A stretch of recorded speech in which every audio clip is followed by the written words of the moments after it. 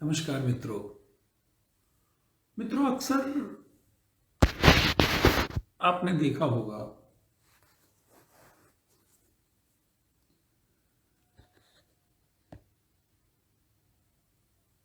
कि बैंकों को लेके भी पिछले कुछ समय में न्यूज बनती रही है।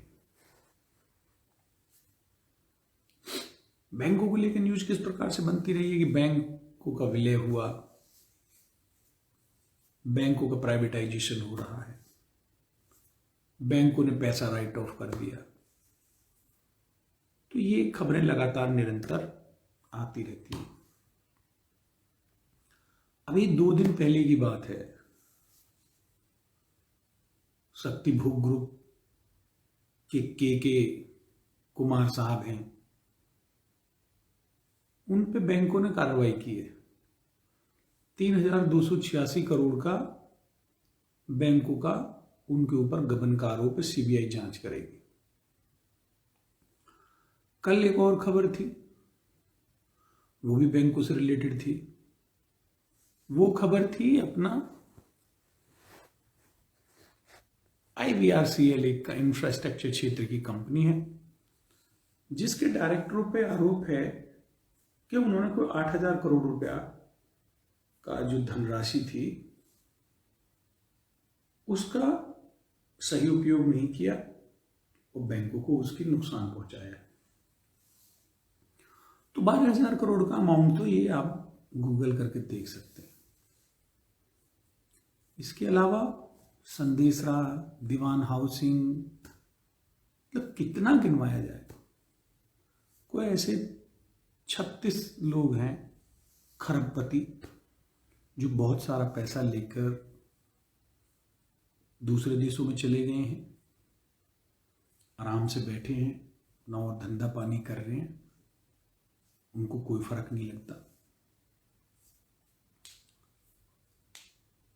ये पैसा सब भारत का पैसा है, हमारा आपका पैसा है, श्रम से कमाया हुआ पैसा है।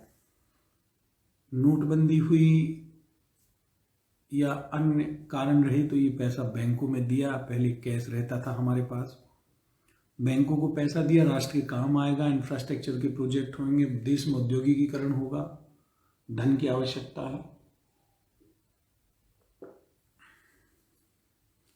भारत मजबूत होगा। लेकिन मजबूत कौन हो रहे हैं? मजबूत तो घोटालेबाज लोग हो रहे हैं, पैसा लेते हैं, निकल लेते हैं। दोस्तों, देशभक्ति, राष्ट्रवाद की परिभाषा पिछले कुछ समय में कुछ अलग तरीके से गढ़ी गई है। जैसे जो कश्मीर पे 370 को समाप्त करने की बात करेगा वो देशभक्त है, जो मंदिर निर्माण की बात करेगा वो देशभक्त है, जो मोदी जी का साथ देगा वो देशभक्त है। दोस्तों, देश की संपत्ति, देश की संपदा ये बैंक भी हैं, ये हमें याद रखना चाहिए। इन बैंकों को बचाना भी राष्ट्रभक्ति है। भारत के किसानों का हित का ध्यान रखना भी राष्ट्रभक्ति है। लोगों की अपनी अपनी राय हो सकती है और निजी क्षेत्र को कृषि में आना चाहिए, इसमें भी कोई मनाही, कोई कोताही नहीं है। लेकिन निजी क्षेत्र को जिस सेक्टर में आना चाहिए था कृषि में, उसमें ना लाके उनको अलग अवसर दिए गए हैं। कौन से अवसर दिए गए हैं? 2 अवसर दिए गए हैं, कॉन्ट्रैक्ट फार्मिंग का और भंडारण क्षमता में असीमित वृद्धि करने का। जबकि मैंने तो 2012 में ही तत्कालीन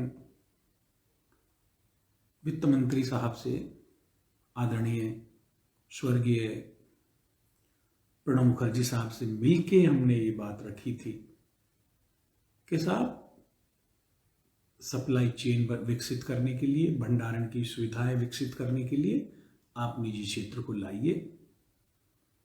हमारी बहुत सी ऐसी फसल हैं और ख़ास करके जो कैश क्रॉप है, हमारी सब्जियां हैं, वो बर्बाद हो जाती हैं, उनका सही से रख रखाव भंडारण नहीं हो पाता, तो आप निजी क्षेत्र को दीजिए।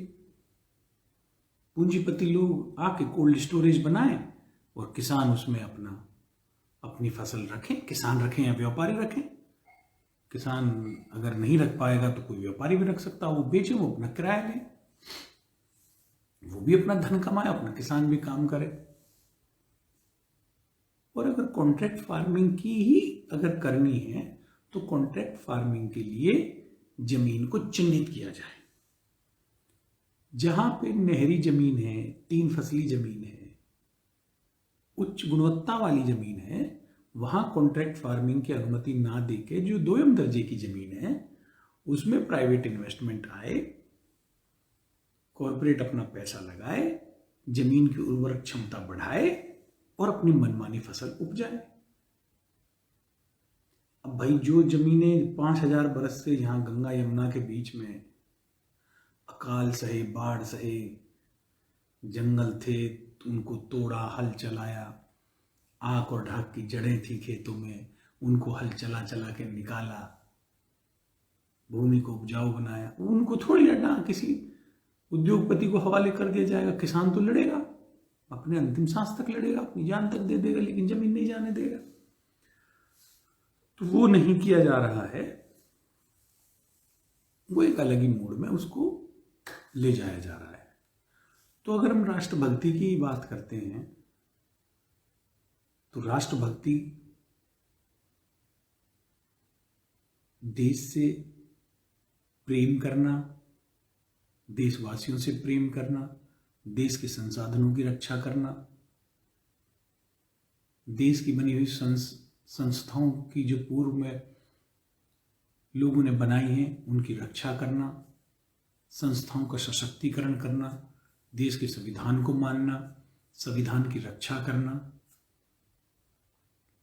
और जो हमारे राष्ट्र की संपदा है उसको सुरक्षित रखने का प्रयास करना, ये भी देशभक्ति है।